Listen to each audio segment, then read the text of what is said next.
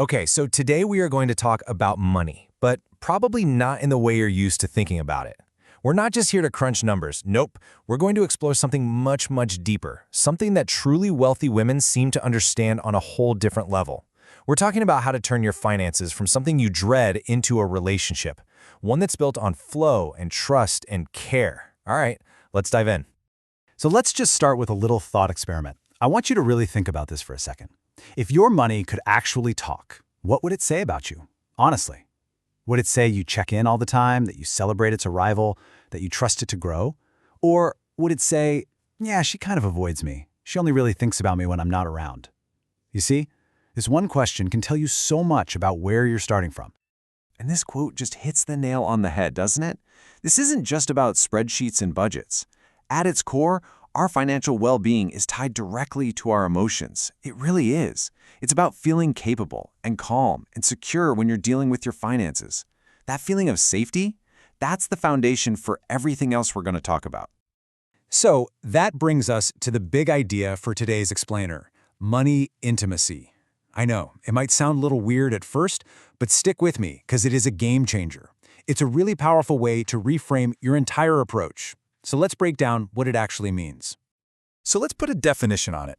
Money intimacy is really just the ability to stay close to your money, to listen to what it's telling you, and to genuinely care for it. I mean, think about any close relationship in your life, a partner, a best friend. It's built on connection, right? On familiarity. This is about bringing that exact same energy to your finances and choosing to stay present even when it feels a little uncomfortable. So here's a little gut check for you. How does money feel to you right now? Is it an ally, a partner that's on your team helping you build the life you want?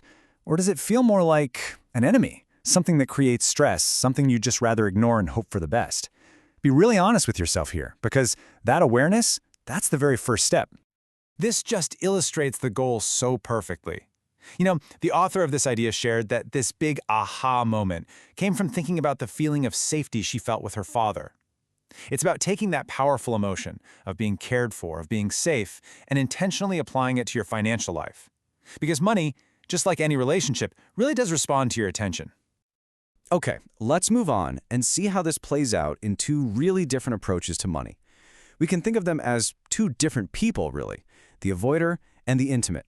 Seeing them side by side can be, well, incredibly clarifying. So, on one side, you've got the avoider. This is the person who feels that knot in their stomach just thinking about their bank account. They might have this story they tell themselves, like, oh, I'm just bad with money, as a way to kind of check out. But on the other side, you have the intimate woman. And listen, she isn't obsessed with money, she's simply connected to it. She looks at her numbers with curiosity, not with judgment, and she treats every dollar with respect.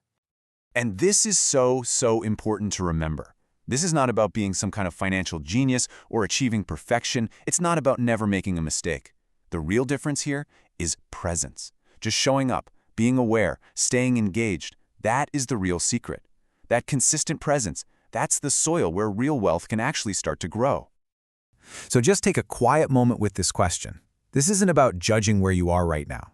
Not at all. It's just about acknowledging your current habits and, more importantly, setting an intention for who you want to become.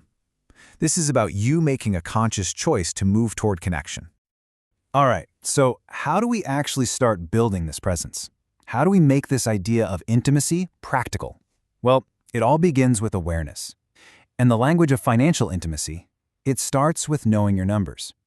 Think about it. You can't really connect with something you refuse to even look at, and that's exactly why knowing your net worth is presented here as this foundational act of intimacy.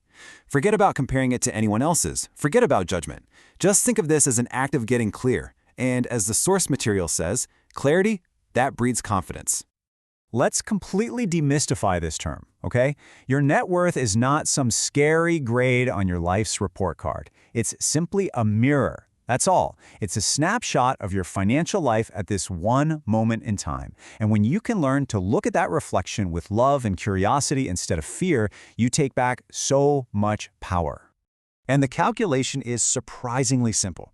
It's just your assets, everything you own, minus your liabilities, which is everything you owe. That's it. When you see it laid out like this as a simple balance, it becomes so much more approachable, doesn't it? So let's take a closer look at what goes on each side of that scale. First up, let's talk about your assets. I love this metaphor the source material uses of a money garden. These are all the things you own that hold value. They're like the financial seeds you've planted that are growing. This includes the obvious stuff, right? The cash in your bank accounts, any real estate, your retirement funds, your investments. But it also includes things you might not even think about, like the current value of your car, or even valuable personal items like jewelry. It's everything on one side of the scale that's contributing to your wealth. Okay, so on the other side of the scale, we have our liabilities. Now, our first instinct is to see this list and think, bad. But the source suggests this really powerful reframe. Think of this as money in circulation. Yes, it's money you owe, but it often represents investments you've made in yourself and your life. For example, a mortgage is a liability, but it gives you a home. Student loans, they help fund your education. This isn't about shame, it's just the other side of the equation. It's a much more neutral and frankly empowering way to look at debt. So, you've calculated your net worth. What's next? Well, you don't just do it once and then forget about it, because like any relationship, this requires consistent, loving attention. And that's where this beautiful idea of a monthly money date comes in. And this just captures the core idea so perfectly. You wouldn't expect a friendship to thrive if you only checked in once a year, right? Of course not. The same exact thing goes for your money. By creating a regular, positive ritual around checking in, you're actively nurturing your financial well-being and encouraging it to flourish. And listen, this does not have to be a chore. Make it a lovely experience for yourself. Step 1, set the mood. Light a candle, put on your favorite chill playlist. Step 2, review your numbers with curiosity, not with shame. Just observe what's there. And finally, step 3, practice gratitude. Just say thank you for what is there, no matter how small it might feel. This one practice can transform the entire dynamic. All right, now that we've looked at the numbers and the rituals, it's time to talk about what might be the most powerful piece of this entire puzzle: your story. This is all about the beliefs and emotions that are actually driving the numbers in the first place. This is such a powerful statement, isn't it? Your current net worth, your bank balance right now, that's just data. It's just reflecting your past decisions and beliefs. It is not your destiny. The story you choose to tell yourself about money, about what you're capable of, about what's possible for you, that is what will create your financial future. So the crucial point here is that you get to be the author. You can consciously decide to let go of those old, tired narratives like, I'm just bad with money, or I'll never have enough.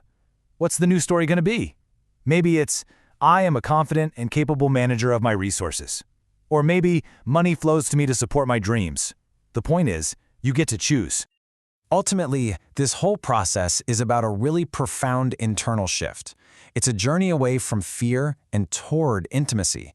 It's about letting go of that desperate need for control and embracing a genuine feeling of connection instead. And it's about moving out of that constant mindset of scarcity and into a deep internal sense of safety and abundance.